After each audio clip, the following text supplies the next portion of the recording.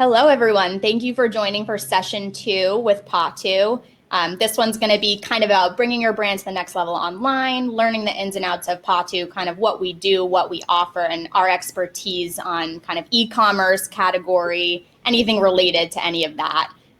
So I'm Melissa. I am a team lead here at POTOO. So I work directly with clients, kind of overseeing the processes, making sure everything is going smooth. So I'll bring to the table kind of those real life experiences, kind of specific client successes, and hopefully you'll be able to learn a lot from that. So I'm going to pass it over and let the other two introduce themselves as well. Go for it, Fred. Cool. So Fred Dimian, CEO of POTOO. We started POTOO in 2015 when online marketplaces were something people didn't understand. This is before Facebook Marketplace and a lot of other places propagated. So we have a lot of learnings and experience that we look forward to sharing with you today. Awesome. Thanks, Fred. My name is Steve Mader. I am the global head of insights here at POTOO. Before joining POTOO, I was client-side for many years, leading e-commerce for Lego. So I've been in many of your shoes, trying to help grow e-commerce, take control of the marketplace, and also ensure that from a shopper point of view and consumer point of view, they have the best experience as they possibly can. So I'll hand it back over to Melissa, and we'll get started. Thank you for joining us. Perfect. Thank you. So just to kind of get it started, so these are some of the trends that we're seeing kind of with our music partners and just the industry as a whole. So clearly COVID has kind of spiked that virtual landscape. More and more sellers want to join the ecosphere, so to say, of that online marketplace. People are finding themselves coming up with new hobbies. So I know even myself, I'm like, what can I do to fill the time? So a lot of people are kind of filling in that time with learning a new instrument, kind of starting at the basic, trying to become their own artist, so to say. So we've definitely seen an uptick on some of those beginner products as well. Along with that, obviously, these live shows are now turning more intimate. People are doing shows from their living rooms, using technology more to kind of stream that content. So definitely seeing kind of that follow through as well on the marketplace. And of course, those trends, what they had, no one was expecting this to happen. So we're hitting that spend way earlier than usual. Obviously, retail is being negatively affected by that, but the online retail space is obviously, again, skyrocketing pretty substantially. So just to break it down, so from those results, we are seeing kind of this list of kind of aftermath. Obviously, e-commerce sales are skyrocketing faster than supply can keep up. We're seeing people run out of inventory. Obviously, price gouging is something that we've been seeing pretty frequently also and tracking through our dashboard. Promotions and discounts are starting to skyrocket. People are trying to make up for lost time. Those promotions then carry on over into the marketplaces. I know a lot of brands are struggling with that right now. Kind of offering these enticing discounts in store, those are then being brought onto the marketplace. So we're seeing kind of the price drop because of that. Obviously, store closures in person, so more and more authorized sellers are coming online. Those offers are spiking. More and more people are just taking advantage of that online landscape. Yeah, that's great. Product detail.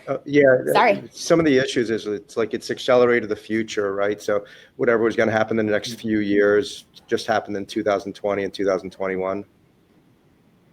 Yeah.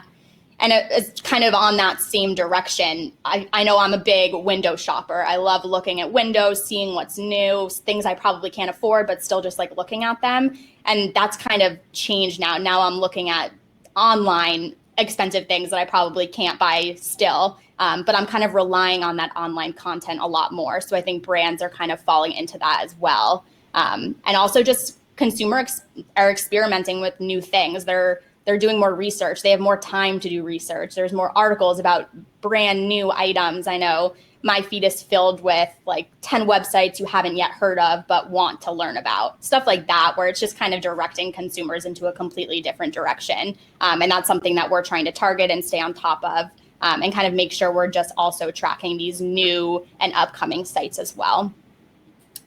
And then kind of with the new hobbies, so that at-home equipment and beginner instruction and instruments are becoming more and more popular. Of course, certain categories we're seeing more of a spike, most of which are as a result of COVID and kind of the consumer behavior as a result of that.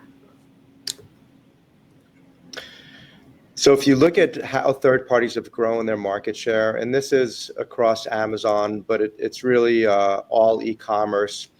Amazon is no longer a retailer, right? The vast majority of Amazon sales and pretty much all their profit on the retail side is third parties, and they've continued to decrease. So if you look at the future of online retail, it's really marketplaces with Amazon leading that.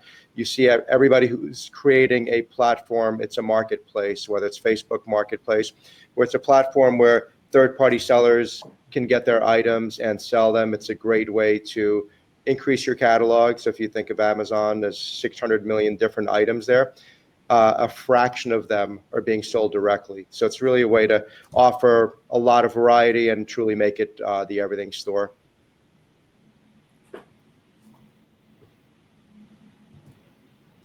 So we pulled some information on certain items in the music category, the top 5,000 items. And if you look at it, there's a breakdown of brands, but there's a lot more brands online than there are in brick and mortar. The reason for that is there's a lot more shelf space online than there is in brick and mortar. There's unlimited shelf space online. So you get a lot of people a lot of brands that are not competing in brick and mortar are competing online. It's a much lower barrier to entry. So this is the top 5,000 items in the music category. You notice some very large brands that you're familiar with, but you'll also notice there's a lot of brands that you're less familiar with. And there's also an emergence of some Amazon exclusive store brands. So if you look at the amount of items across each brand, it's much different than, again, what you would have in brick and mortar, where you have the number one brand only has about 120 items in the top 5,000.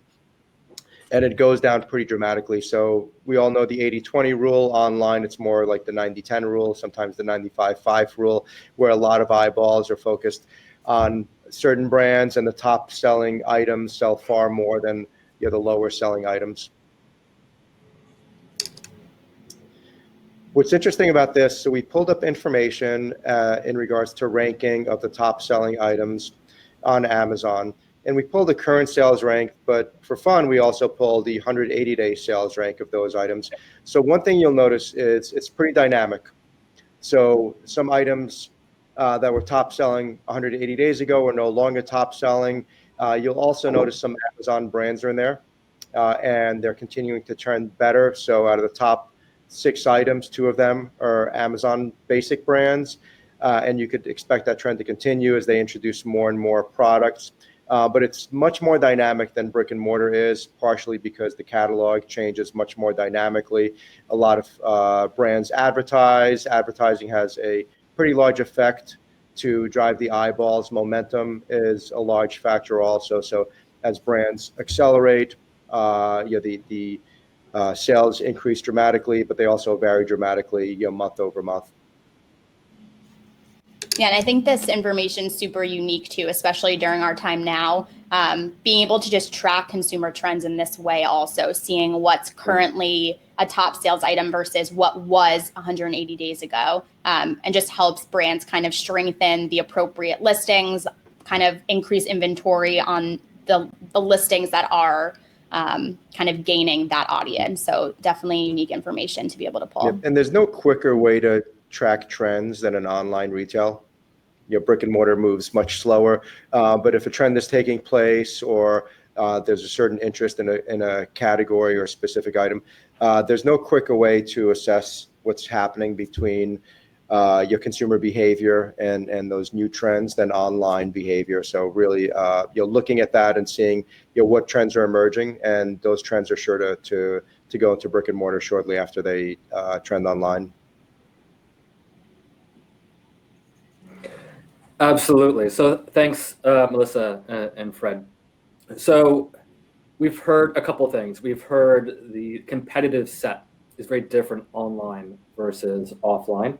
We've also heard that online is essentially unlimited amounts of shelf space. And it's an interesting dynamic with that unlimited shelf space, right? Because on the one hand, yes, you're not limited to 100 SKUs that could fit inside of a store. You could go to 1,000 SKUs or 10,000 SKUs if you really wanted to. But the reality is, from a shopper point of view, with our shopper hats on, you really only have about 5 or 6 SKUs, right? No one scrolls to the second page of Amazon, right? No one goes to the second page of Google. The ultimate goal is being that top 5 for whatever search term people have searched for. So it's this interesting struggle between how do I ensure that I'm balancing as much breadth of assortment as possible, but also making sure I'm specific as possible with the assortment I'm putting in front of that shopper so that when they search for something, I'm in that top 5 results. And that extreme competition has resulted in a couple things.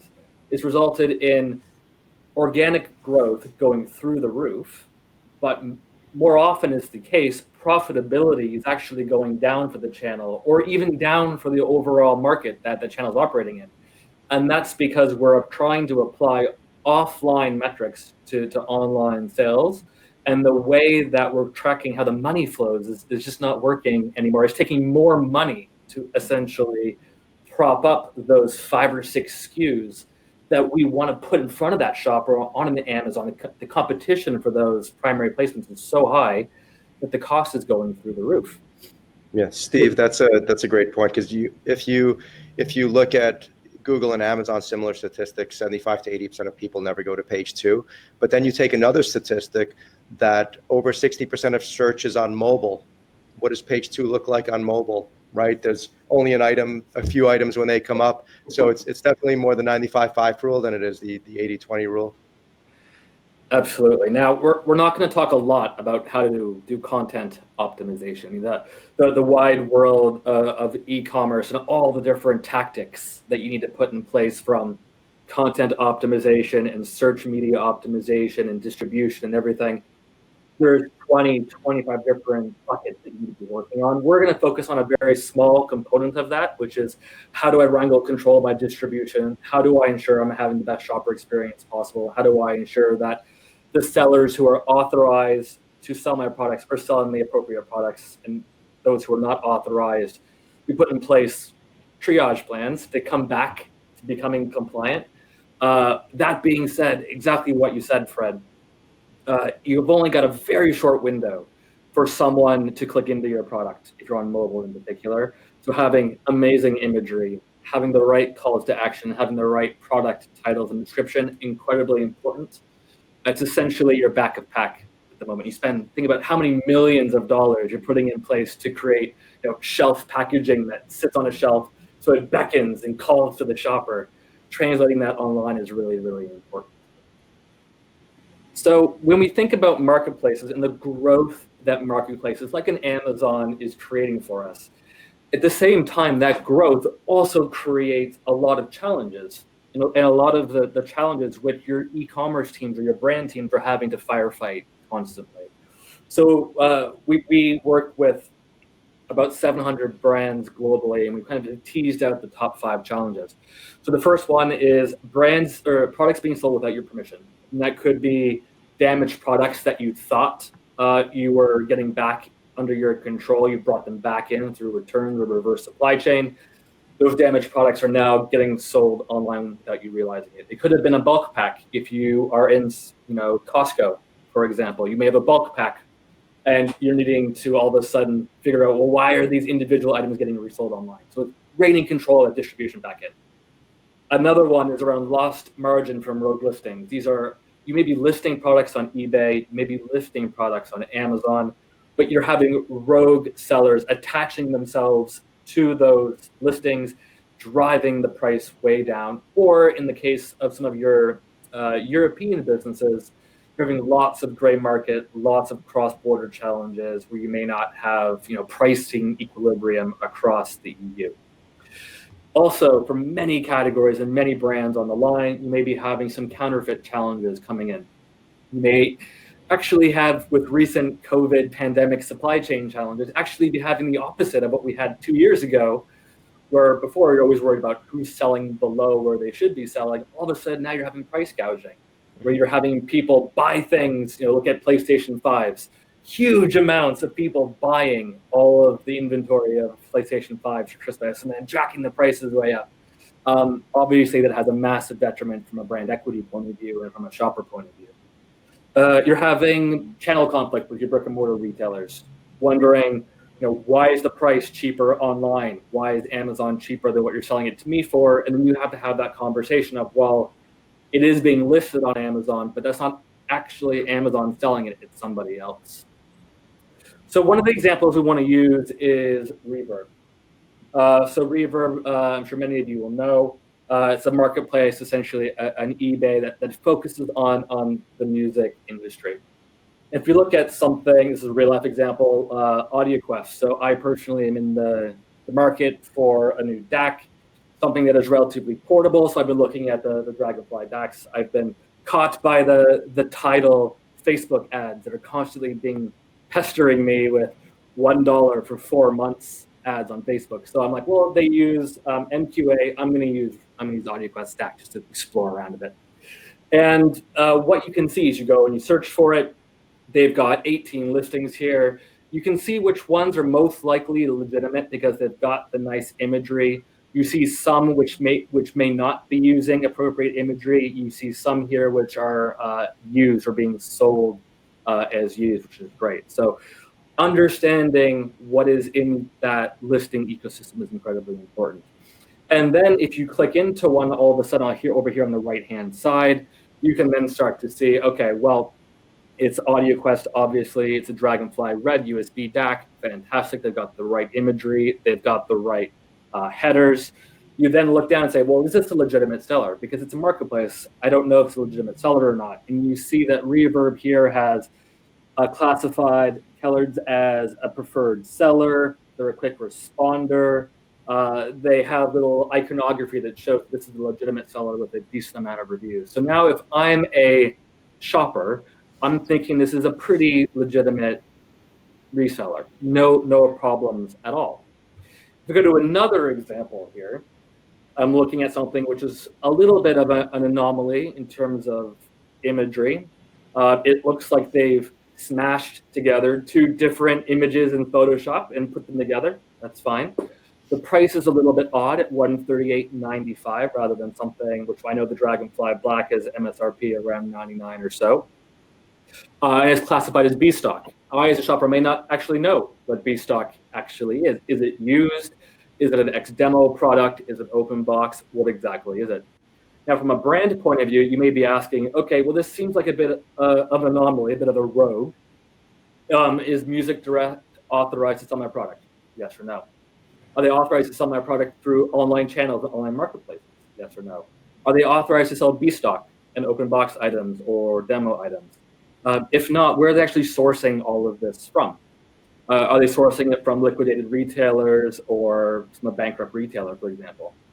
And if you go through all of this, it does look legitimate, but then the question becomes, if it's only one image, how can I increase the standards, add more images, perhaps add a video, add better descriptors to ensure that from a shopper point of view, it is the best experience as it possibly can. So and actually, Steve, I just wanted to chime in quickly. I think on this slide, the one of many advantages of kind of POTOO and partnering with them is that I think the account management team and the ones who are actually working with the clients, they have an eye for some of these things that Steve's calling out. So there's a lot of things I'll call out to clients and they're like, wow, I didn't even think to look at that. I didn't even know that was a violation. So what may look like a perfect listing to kind of someone seeing something for the first time, POTOO has that unique experience to be able to call these out and actually take usable action on some of these listings that might otherwise be unknown. So Reverb is a good example, along with obviously Amazon, Walmart, et cetera.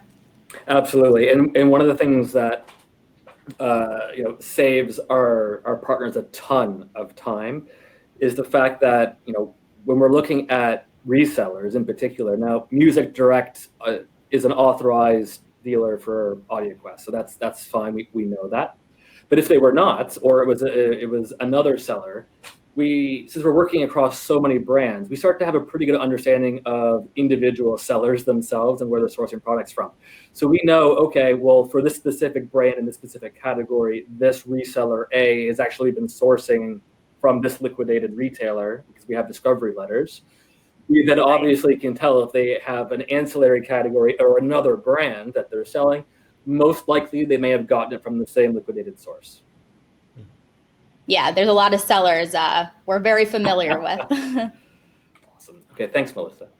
So how does POTOO help brands grow, right? So if you think about the entire e-commerce value chain, from content to search optimization to display optimization to assortment, where we come into play is very much on 4 specific areas tailored to help you grow through the 3P marketplaces in particular. So number 1 is understand and track who's actually selling your product and where they're sourcing it from. So we track automatically every single day, or sometimes even 3 or 4 times a day. We're tracking inventory on hand, inventory shifts. Like on Amazon, we can see how many inventory or how many units are actually available in Amazon's warehouses, how many shipped per day.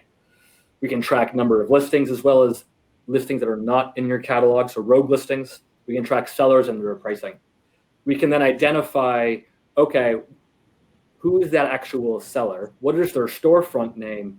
And I'm sure as many of you may realize, the storefront name that's being sold on Amazon displayed may not actually be their legal name. So we track it back to their legal address or their legal country of residence. And then we track their physical address and email addresses so that we can send them physical letters as well as emails if we need to. We then communicate with them once we have that information. So we communicate with unauthorized sellers, we communicate with authorized sellers, all on behalf of you, the brand, your legal team, your brand compliance team, or your e-commerce team. The goal is honestly whatever it is that you want to do as a business. And we'll talk a little bit more about KPI setting in a moment. But the reality is, we can, once we track and identify who those sellers are, just the mere fact that they are having the light shone on them by a brand, it may be enough for them to delist the products off so that they can maintain being in the shadows. Once we then understand who they are, we then can start to action them with you. So we can either advise you on how to get them compliant and up to standards for content or assortment, or if they are going to continue to be nefarious, we can help delist them using marketplace policies where appropriate. Fantastic. Yeah, one of the things Melissa brought up that was important is that we work with so many brands that anytime we identify a seller source on one brand, we effectively identify that seller source on multiple brands. And although there are millions of sellers, there's not millions of sources of goods. So we look for patterns in both sourcing as well as seller behavior, and we're able to share that with our brand partners. Definitely. So just moving on a bit, the next few slides will help to isolate where some of the problem areas are, whether it's internal partners, whether it's external websites, tracking that price, making sure that you're in the know of who dropped their price first and who followed as a result. So these are 2 examples. These are some external price tracking offers that we have here at POTOO. So these are kind of 2 views that basically say the same, give the same story. Both views show who dropped their which retailer dropped their price first. So that chart on the left, you'll see there are 2 lines. Each of them represent a different retailer. So let's say the light pink one is Walmart and the dark one is Amazon. You'll be able to see their specific trends over time. So you'll see, obviously this is a more of an extreme example, but I thought it was clear to see kind of what the capabilities are. So you can see the light pink one dropped their price first, and then the next one followed and ended up at that same price. So to give that information and insight into what those trends are overall throughout, let's say, a week or a month or a year, whatever it might be, this helps to just isolate who the problem children are, so to say, and where those trends are kind of leading to.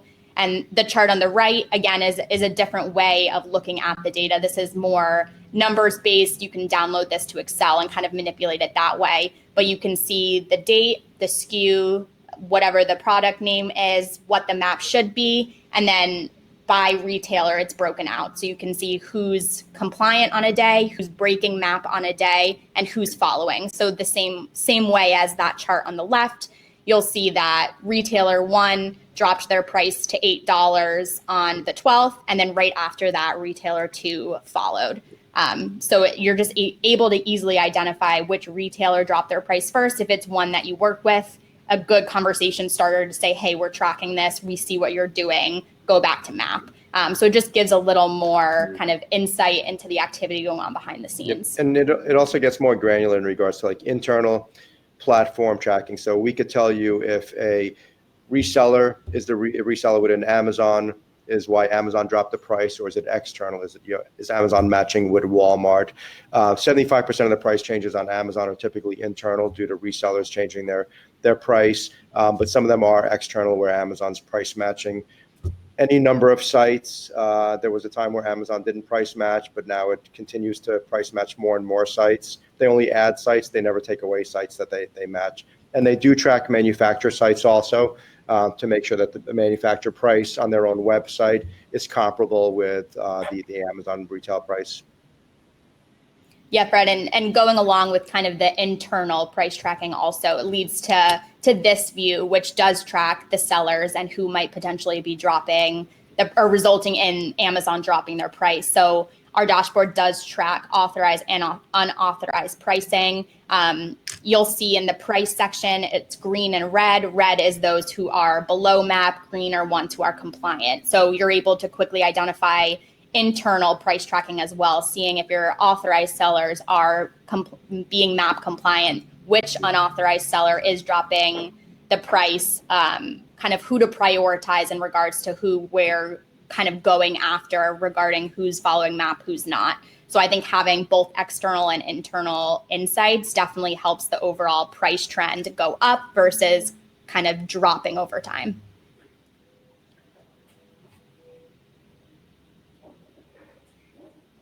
Fantastic. Thanks, Melissa. So we've got price tracking, we're understanding internal versus external. The question is, okay, we've got a diagnostic, what do we do next? Now, I'm going to have a bit of a chat with Melissa on this one because I know she works with a lot of our partners every day around this.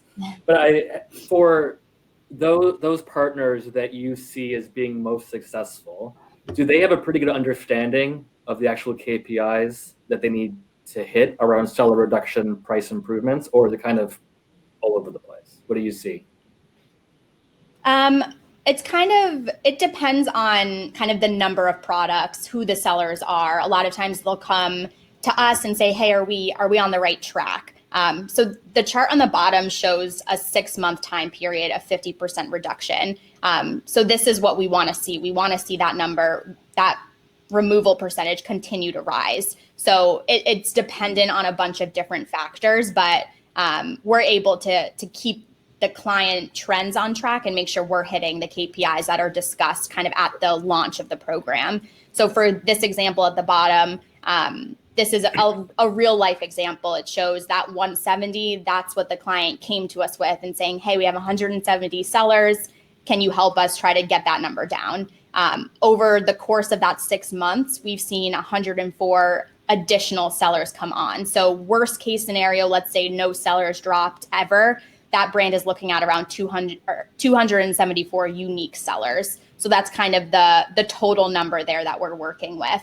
And then on the right, it shows, again, a real life example. So we've removed 143 sellers from this brand's offers. So those are 143 offers that are now removed. Then all we're left with now is that 131. So that 131 is kind of who we're going to prioritize moving forward. That's the number we're working with. And that's kind of now moving forward what we're going to focus on.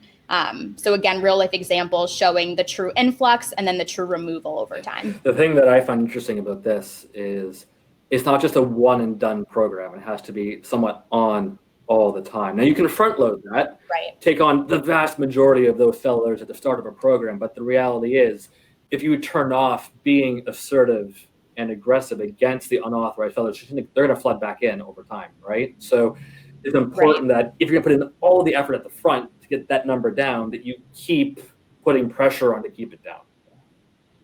Right. Yeah. And I think that's super important to note, especially come promotions, come liquidation sites. These sellers are kind of always having that flow of inventory. So while there might be a slow month, the next month it might be a completely different view. So I think that's also something that we see a lot is the jump and then the drop, kind of sometimes predictable, sometimes unpredictable. Yeah, and sometimes it's related to promotional activity, increases in distribution, things like that. Sometimes it greatly influence reseller behavior. Definitely. So putting a plan in place to identify an action kind of leads right to our communication portion of the program, so to say. So this is POTOO. We directly are communicating with unauthorized and in some cases authorized sellers. So this goes through the stages that we take, how many discoveries. So we basically want to find out where they're getting their inventory from, who they are, just kind of pulling information from them that's useful to then provide to the client saying, hey, X number of sellers are getting their product from this retailer, definitely worth having a conversation with them. So kind of just shedding light on this scenario, letting the client know where these leaks are coming from more often than not. So we'll send that a few times, and then once a seller doesn't respond to that, then we kind of take it to the next level and send an escalation letter. So this is just a little more aggressive language saying we've tried a few times. If you don't comply with our request, we're going to start submitting to Amazon, looking into your listings, doing test buys, trying to get information in a less kind way, so to say. So it is kind of crazy. We've seen examples where we'll reach out to a seller, let's say 10 times, and it's not until that 11th time that they actually respond to us. So while I want to say they'll all respond after that first or second outreach, some of them try to pretend like we'll go away. We're still there. We're still watching them. They can change their storefront name. We're still going to contact them. So having that continual communication, we've definitely seen a great level of success with, and it's great insight for the client as well to know.